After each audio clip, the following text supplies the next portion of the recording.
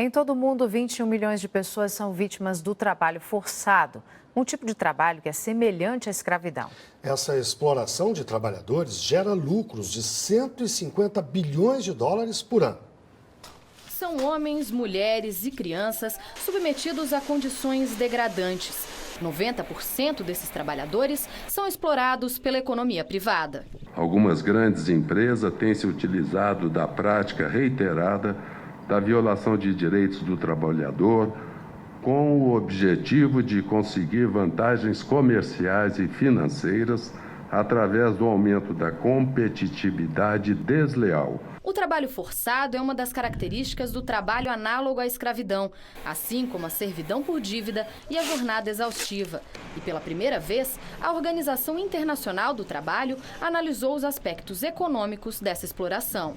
Segundo o estudo, os lucros gerados somam mais de 150 bilhões de dólares ao ano. A maior parte deste lucro fica na Ásia. A exploração sexual é a prática de trabalho forçado mais recorrente no mundo. Representa 2/3 do lucro. O trabalho forçado também é comum na construção civil, na agricultura e no trabalho doméstico. O primeiro passo é reconhecer o problema.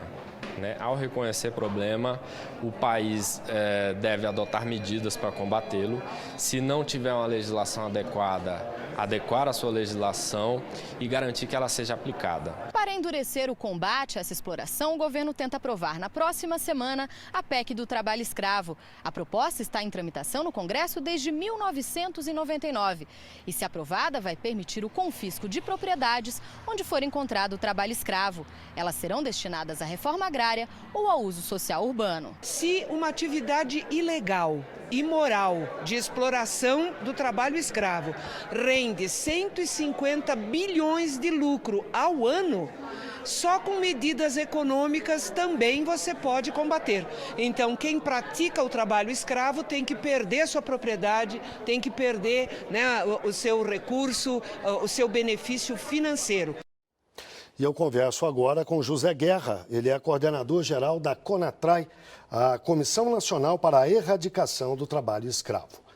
José, eu gostaria de começar tentando entender bem o que é o trabalho forçado. Existem diferenciações na legislação para os diferentes tipos de trabalho semelhantes à escravidão, não é isso? Sim, o tipo penal brasileiro, que está no artigo 149 do Código Penal, ele fala de trabalho análogo de escravo. E o trabalho análogo de escravo pode ser em 4 situações: o trabalho forçado, ou involuntário, o trabalho em servidão por dívida, quando a pessoa fica endividada e acaba não conseguindo romper seu contrato de trabalho por estar sempre devendo, condições degradantes, quando você tem uma retirada de direitos tão grande que o trabalho acaba virando uma situação desumana que fere a dignidade do trabalhador, e também a jornada exaustiva. E não podemos confundir isso com jornada estendida. É uma jornada que sua intensidade, junto com seu tempo, acaba trazendo graves danos à saúde do trabalhador, podendo levá-lo à morte. Então, esses quatro elementos formam o conceito de trabalho escravo, lembrando que qualquer um desses individualmente pode caracterizar o crime do artigo 149 de condição análoga de escravo. E qual você diria dos 4 que mais preocupa? Ou os 4 são um problema grave em termos numéricos, digamos assim?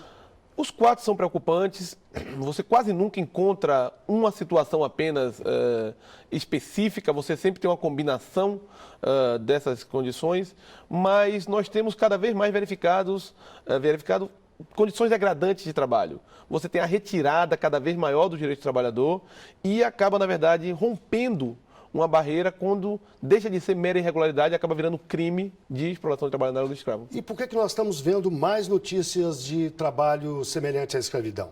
É porque está se denunciando mais, a fiscalização aumentou, ou porque de fato o número de casos aumentou? Nós temos cada vez mais uma conscientização da sociedade, você tem um número maior de denúncias, você tem o estabelecimento de uma rede de denúncias de ONGs e até de organismos públicos, aumentando esse número, e a partir daí nós temos mais fiscalização.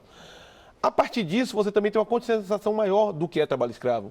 O que antes se achava que era mera irregularidade, o pessoal começa a ter essa consciência e com isso a gente acaba tendo uma participação cada vez maior.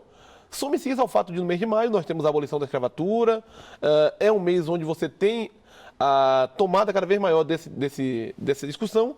E, por fim, nós temos a conferência da OIT, que vai começar agora no dia 28 de maio, onde um dos temas é a ampliação da rede de proteção de trabalhadores para o trabalho forçado. E com isso nós queremos levar para essa conferência da OIT a aprovação da PEC do trabalho escravo, do confisco de propriedades, como uma contribuição do Brasil ao mundo. A PEC do trabalho escravo é a proposta de emenda à Constituição sobre o trabalho escravo. Sim. O que ela diz e por que ela é importante? Ela diz que propriedades onde for verificada a existência de trabalho análogo escravo podem ser objeto de expropriação.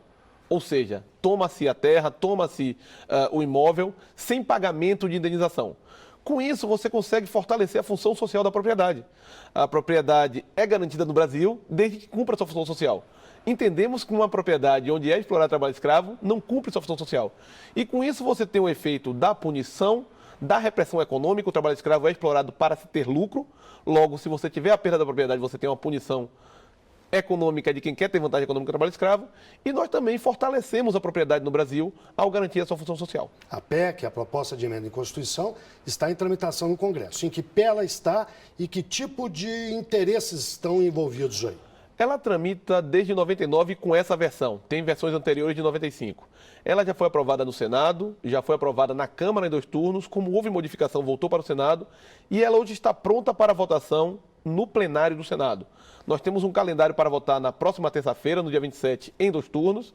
Nós temos feito um trabalho de conscientização, de sensibilização e mobilização de todos os senadores, mostrando que essa PEC, na verdade, fortalece o setor econômico brasileiro ao separar o joio do trigo, separar uma minoria de exploradores de trabalho escravo da grande maioria de empregadores que cumprem seus direitos, que pagam os direitos aos trabalhadores.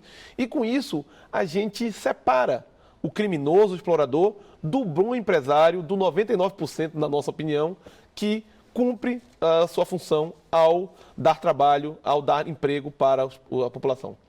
Muito obrigado. Eu conversei com José Guerra, ele é coordenador-geral da CONATRAI, a Comissão Nacional para a Erradicação do Trabalho Escravo. Obrigado e uma boa noite. Muito obrigado.